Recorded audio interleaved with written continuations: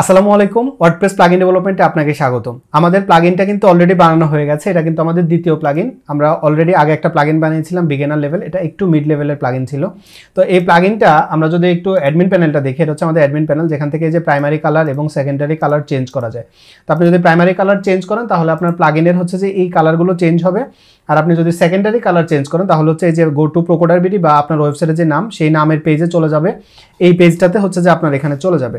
তো আমরা এখন যেটা করব সেটা হচ্ছে আমাদের এই প্লাগইনের মধ্যে আমরা এটাকে wordpress.org এ অ্যাপ্রুভ করব। তো দেখেন আমাদের লিঙ্ক কাজ করছে, আমাদের ব্যাকগ্রাউন্ড ইমেজ থেকে শুরু করে সবকিছু ঠিকঠাকভাবে কাজ করছে এবং এটা হচ্ছে আমাদের প্লাগইন পেজ।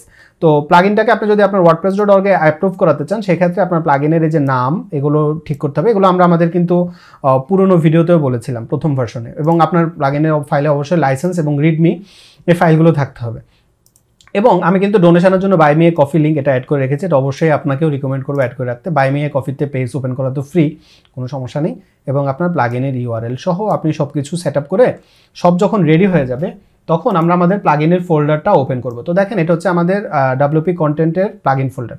তো প্লাগইন ফোল্ডারে এই যে প্লাগইনটা আছে এটাকে এখন আমরা রাইট ক্লিক করে তারপরে আমরা সেন্ড টু জিপ এভাবে জিপ করব। হ্যাঁ, তো আমাদের ফাইলটা এখন একটা জিপ ফাইল তৈরি হয়ে গেল। এবার আমরা কি করব, এই জিপ ফাইলটাকে wordpress.org এ পাঠাবো আর কি। তো সেই জন্য আমি হচ্ছে এখন আমার ক্রোম ব্রাউজারটা ওপেন করে নিই। আচ্ছা, এখানে ইউআরএলটা আমরা দিয়ে দিব। তো এই ইউআরএলটা কিন্তু আপনারা ভিডিও ডেসক্রিপশনেও পেয়ে যাবেন।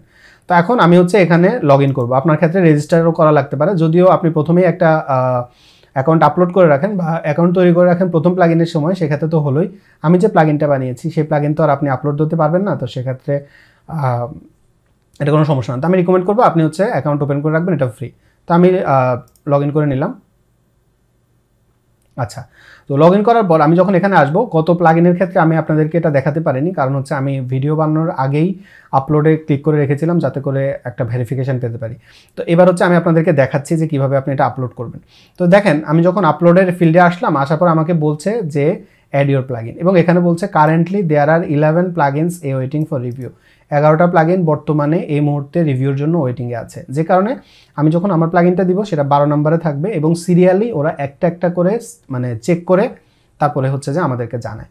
তো যে কারণে আমরা কি করব, আমাদের এই যে 11 নম্বর প্লাগইন সমস্যা নেই, এবার আমরা সিলেক্ট ফাইলে ক্লিক করব। ফাইলে ক্লিক করে আমরা হচ্ছে আমাদের ফোল্ডারে চলে যাব। তো www procoder WP কন্টেন্ট, আমাদের এটা plugin customiser login page WP, এই প্লাগইন, এটাকে আমি ওপেন করব। তো আমাদের প্লাগইনটা আপলোড হয়ে গেল। এবার এখানে হচ্ছে যে আমরা ফ্রিকোয়েন্টলি আজ কোনো কোশ্চেন, তারপরে আমরা এগুলো সব পড়েছি, সবগুলো টিক চিহ্ন দিবেন, 4টাই দিয়ে আপলোড। তো এটাতে আপলোডে আপনি যদি ক্লিক করেন তাহলে আপনাকে বলছে যে the plugin already exists, there is already a plugin with the name customizer login page in the directory, you must rename your plugin name। তো এই নামে তাদের ডিরেক্টরিতে একটা প্লাগইন আছে। আমরা সার্চ করার সময়ও দেখিনি, কিন্তু তারা বলছে আছে। তো ঠিক আছে, তারা যেহেতু বলছে আছে সেক্ষেত্রে এবার আমরা এর সাথে WP অ্যাড করে দিই।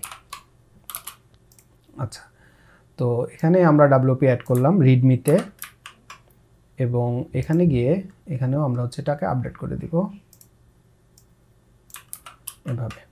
তো দুই জায়গাতেই যদি আমরা আপডেট করে দিই, আপডেট করে দেওয়ার পর আমরা আমাদের এই যে জিপ ফাইলটাকে ডিলিট করে দিব, এটাকে সেন্ড টু জিপ করবো আরেকবার। আচ্ছা, তারপর এখানে আসবো, আসার পরে আবার সিলেক্ট ফাইলে যায়, এই ফাইলটাকে সিলেক্ট করে দিব, আপলোড। তো দেখেন এবার আমাকে কি বলছে, এবার দেখেন আমি যখন এটা আপলোড করলাম এবার আমাকে বলছে যে thanks for uploading customizer login page WP to WordPress directory, your plugin has been given the initial slug customizer login page WP, যে স্ল্যাগটা আমরা দিয়েছিলাম। দেখেন এই যে প্লাগইনের জন্য slug customizer login page WP, এই স্ল্যাগটা আমরাই দিয়েছি। তো তারা এটাকে অ্যাপ্রুভ করেছে। হ্যাঁ, এবং আমাকে বাকি ইনফরমেশনগুলো দিচ্ছে, এবং এই প্লাগইনের সম্পর্কে বাকি সব ইনফরমেশন আমাকে তারা মেইলে দিয়ে দিবে। তো আপনার এই অ্যাকাউন্টের সাথে কানেক্টেড যে মেইল, সেই মেইলে এখন আপনাকে লগ ইন করতে হবে। আমি আমার মেইলে লগ ইন করে নিচ্ছি।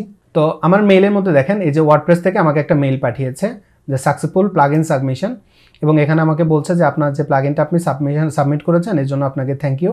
এবং এরা আমাকে এখন থেকে এই প্লাগইনের মাধ্যমে বা এর মাধ্যমে এরা আমাকে এখন থেকে ইনফরমেশনগুলো দিতে থাকবে কোনো সমস্যা হলে বা কিছু হলে। আমি হচ্ছে আমাদের ওই প্লাগইনটা, আমরা যে গতদিন যে প্লাগইনটা বানিয়েছি সেই প্লাগইনের ইমেজটা এবং ব্যানার ইমেজটা চেঞ্জ করেছি।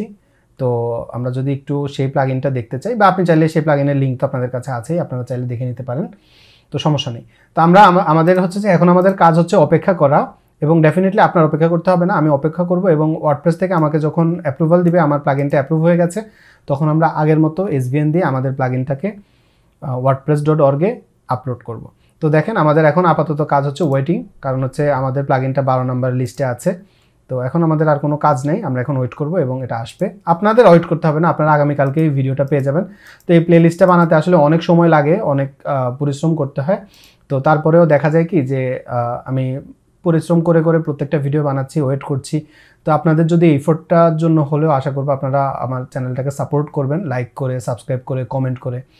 তো আশা করবো এটা করবেন। সুস্থ থাকবেন, নিরাপদ থাকবেন, প্রোকোডারের সাথেই থাকবেন। পরের ভিডিও আগামীকালকে পাবেন ইনশাল্লাহ। দেখা হবে আগামীকাল। আসসালামু আলাইকুম।